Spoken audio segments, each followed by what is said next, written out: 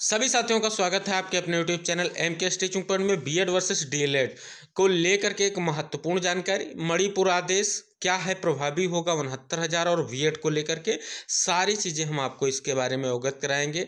क्या ये मणिपुर का आदेश है, किस परिप्रेक्ष्य में आया था, इसका क्या जो है मेन बैकग्राउंड था और क्यों इस आदेश की बार बार चर्चा की जाती है जब 69,000 शिक्षक भर्ती का मामला आता है या बीएड वर्सेस डीएलएड का आता है। तो सभी साथियों से निवेदन रहेगा, कृपया वीडियो को जरूर शेयर करें और सभी साथियों तक इस वीडियो को जरूर पहुंचाएं, क्योंकि उस महत्वपूर्ण जानकारी को हम आपको क्लियर करके देने वाले हैं जो कहीं ना कहीं आपके लिए स्थिति अस्थिति स्पष्ट नहीं हो पा रही। चलिए सबसे पहले बात करते हैं क्या आदेश है मणिपुर का। साथियों बात करें, ये आदेश है कि विधायिका द्वारा पारित कानून तब तक अच्छा कानून है जब तक उसे न्यायालय द्वारा असंवैधानिक घोषित न कर दिया जाए। ये सुप्रीम कोर्ट की 5 जजों की संवैधानिक पीठ की टिप्पणी की गई है कि किसी सर्वोच्च न्यायालय की जो टिप्पणी है, कहा गया है किसी न्यायालय द्वारा यह घोषणा करना कि कोई कानून असंवैधानिक है उस कानून को पूरी तरह से खत्म कर देता है जैसे कि वह कभी था ही नहीं। ये महत्वपूर्ण जानकारी। आगे बढ़ेंगे, बात करें तो जिस पीठ ने फैसला सुनाया है तो ये है, कहते हैं कि किसी न्यायालय द्वारा यह घोषणा कोई कानून असंवैधानिक है उस कानून को पूरी तरह से खत्म कर देता है। यानी अगर न्यायालय द्वारा यह घोषणा की जाती है कि कोई कानून असंवैधानिक है तो उस कानून को पूरी तरह से खत्म कर देना चाहिए। इस आदेश को पारित करते हुए L Nageswara Rao, B R Gavai और बीबी नागरत्ना और आपके जे के महेश्वरी सर के जो खंडपीठ है ने यह बात कही कि घोषणा के परिणाम किसी कानून की असंवैधानिकता से केवल न्यायालय द्वारा निपटा जाना चाहिए। यानी कहीं ना कहीं न्यायालय की बात की गई है। और सुप्रीम कोर्ट ने कहा कि मणिपुर विधानमंडल निरसन अधिनियम 2018 में बचत खंड पेश करने के लिए सक्षम नहीं था। ये मामला जिसको लेकर के हम आपको अवगत करा रहे हैं वो आपका जो आदेश है वो the state of Manipur and versus Suraj Kumar या सूरजा कुमार ओकराम के परिदृश्य में आया था, जो कहीं ना कहीं आप सभी साथी यहाँ पर देख सकते हैं कि सेक्शन 6A जो है इंसर्टेड इन डीएसपी एक्ट के बारे में यहाँ तक बात की गई थी। साथियों हम इसलिए ये चीज़ आपको अवगत करा रहे हैं, इस आर्डर को इसलिए स्पष्ट कर रहे हैं क्योंकि बीटीसी या बीएड या डीएलएड को लेकर के जो महत्वपूर्ण मॉडिफिकेशन अपील है 19 तारीख को सुनवाई को लेकर के लिस्टेड है। सुप्रीम कोर्ट अपील की सुनवाई जो है जस्टिस जे के महेश्वरी और जस्टिस के वी विश्वनाथन की बेंच में होगी। अगर साथियों बात करें तो modification appeal West Bengal BEd की तरफ से लगाई गई है। जजमेंट प्रोस्पेक्टिव लागू होगा या रिस्पेक्टिव लागू होगा, क्या कुछ होगा ये सुनवाई से स्पष्ट होगा। साथियों बात कर लें, ये जो मामला है मणिपुर का जो आदेश है जिसकी बार बार चर्चा होती है वो है मणिपुर में संसदीय सचिवों की नियुक्ति और वेतन और भत्ते प्रदान करने के मणिपुर संसदीय सचिव अधिनियम 2012 को मणिपुर विधायिका द्वारा अधिनियमित किया गया था। ये है महत्वपूर्ण मामला। बात करें तो कहीं ना कहीं ये बहुत ही विचारणीय विषय है। सर्वोच्च न्यायालय की तरफ से जो निर्णय है उसके परिप्रेक्ष्य में क्या कुछ स्पष्ट रूप से बातें की जा सकती हैं, क्या कुछ न्यायालय द्वारा निर्धारित कानून के प्रमुख सिद्धांत क्या है। एक, सक्षम विधायिका द्वारा बनाया गया कानून तब तक वैध होता है जब तक उसे अदालत द्वारा असंवैधानिक घोषित नहीं कर दिया जाता। किसी कानून को अदालत द्वारा असंवैधानिक घोषित किए जाने के बाद यह सभी उद्देश्यों के लिए अपर्याय है। कानून की घोषणा में पूर्व निर्णयों या असंवैधानिक ठहराए गए कानूनों के तहत पिछले लेन देन को बचाने के लिए इस न्यायालय द्वारा संभावित ओवर रूलिंग के सिद्धांत को लागू किया जा सकता है। किसी कानून को असंवैधानिक घोषित किए जाने के बावजूद इस न्यायालय द्वारा संविधान के अनुच्छेद 142 के तहत अपनी शक्ति का प्रयोग करके राहत दी जा सकती है। ये वो महत्वपूर्ण आदेश है, इसलिए हम आपको अवगत करा रहे हैं कि आपके बीएड वर्सेस डीएलएड का जो मुद्दा कहें या बीएड वर्सेस बीटीसी का जो मुद्दा कहें उसके परिप्रेक्ष्य में जो आदेश आया है सुप्रीम कोर्ट का, अब जो ये मॉडिफिकेशन अपील आई है, रिव्यू पिटीशन आ रही है, लगातार मुद्दे आ रहे हैं, उनका निस्तारण कैसे हो सकेगा ये आपको आदेश बता रहा है। उसी के परिप्रेक्ष्य में सारी चीजें हम आपको इंगित करा रहे हैं। इसी परिप्रेक्ष्य में आगे बढ़ेंगे तो यह कहते हुए किसी कानून को न्यायालय द्वारा असंवैधानिक घोषित करने और विधानमंडल द्वारा किसी कानून को निरस्त करने के बीच क्या अंतर है, सुप्रीम कोर्ट ने व्यक्त किया है कि किसी कानून को असंवैधानिक घोषित किए जाने पर वह प्रारंभ से ही अमान्य हो जाता है। पिछले लेन देन को सहेजना न्यायालय के विशेष अधिकार क्षेत्र में है।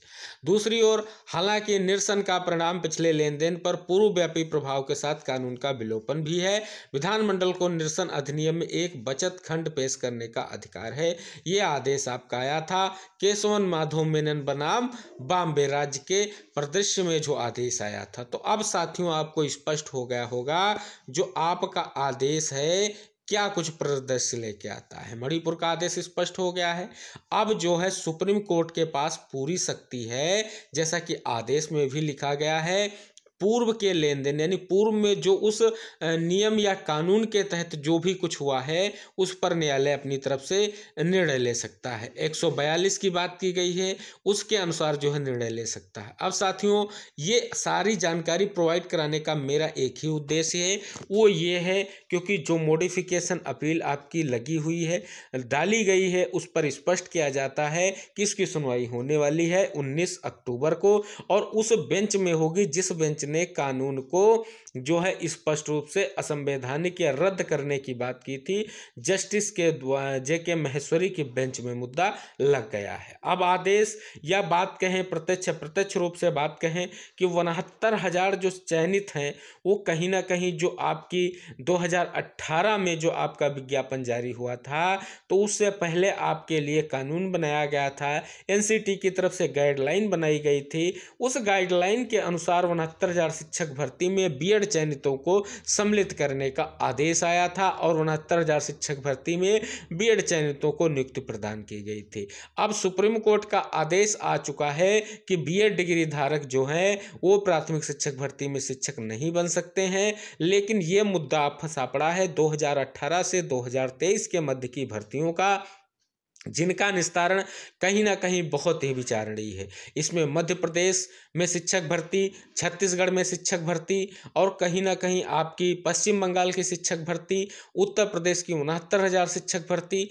कई सारी शिक्षक भर्तियां जो हैं इस मामले में फंसी हुई। हालांकि इसमें आदेश में स्पष्ट हो जाता है कि न्यायालय के अधिकार क्षेत्र में है कि जो पूर्व में कार्रवाई की गई है उस पर क्या निर्णय लिया जाए। तो इसके लिए न्यायालय यानी सुप्रीम कोर्ट जो है जो आदेश करेगा उसका अनुपालन करना होगा। मॉडिफिकेशन अपील्स क्यों डाली जा रही हैं? इसलिए डाली जा रही हैं कि मॉडिफाई किया जाए, स्पष्ट किया जाए कि जो बीएड वर्सेस डीएलएड का या बीएड वर्सेस बीटीसी का जो आदेश है वो कब से जो है प्रभावी माना जाएगा। जिस प्रकार से गजट रद्द किया गया है तो क्या जो है आपका 26 जून 2018 का गजट रद्द होने से क्या आदेश 26 जून 2018 से प्रभावी होगा, या राजस्थान में जो आदेश 2021 में आया था उच्च न्यायालय का उस डेट से प्रभावी होगा, या जो है 11/8/2023 जब से जजमेंट आया है तब से प्रभावी होगा। ये सबसे बड़ा मुद्दा बना हुआ है। इसी के परिदृश्य में बात करें तो अब ये सीधे तौर पर स्पष्ट हो रहा है कि सर्वोच्च न्यायालय का जो भी निर्णय है वो उसी के संज्ञान के अनुसार है, उसके पास शक्ति है, अगर वो चाहे तो उसमें कुछ छूट प्रदान कर सकती है। हालांकि आपने देखा छत्तीसगढ़ के परिप्रेक्ष्य में जो विज्ञापन था उसमें जो है छूट प्रदान की गई, लेकिन बिहार शिक्षक भर्ती के परिप्रेक्ष्य में छूट प्रदान नहीं की गई, जो आप सभी लोग इंगित अभिलिखित देख भी सकते हैं। तो सीधे तौर पर ये वो महत्वपूर्ण आदेश जो 69,000 शिक्षक भर्ती और बीएड को लेकर के है। अब मॉडिफिकेशन अपील आपकी 19 तारीख को सुनवाई है और बिहार शिक्षक भर्ती को लेकर के बीएड डिग्री धारकों की जो याचिका है उस पर आपकी सुनवाई 20 अक्टूबर को लगी हुई है और आशा यही रहेगी कि 20 अक्टूबर को आपका मुद्दा डिक्लेयर हो, क्योंकि बिहार शिक्षक भर्ती का भी विज्ञापन जो है ऑर्डर आने से पहले जारी किया गया था।